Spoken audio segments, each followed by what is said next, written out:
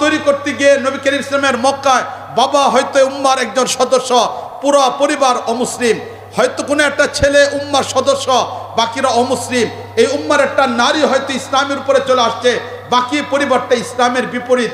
এমন একটা অবস্থায় নবী করিম সাল্লাল্লাহু আলাইহি ওয়াসাল্লাম বিক্ষিপ্ত পরিবারের, বিচ্ছিন্ন জনপথের মানুষগুলিকে একটা একটা করে তৈরি করে নবুয়তের 23 বছরের প্রথম 13 বছর এই উম্মাকে তৈরি করার চেষ্টা করলেন।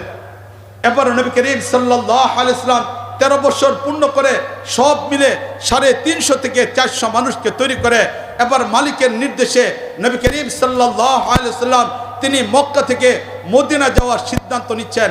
মালিক আল্লাহ রাব্বুল আলামিন জানিয়ে দিলেন যে এবার মদিনায় হিজরত করতে হবে। এরই পরিপ্রেক্ষিতে নবী করিম সাল্লাল্লাহু আলাইহি ওয়াসাল্লামের কাছে নবুয়তের 10ম বছরে মদিনা থেকে 6 যুবক আসলো। তারা এসে ইসলাম গ্রহণ করলো।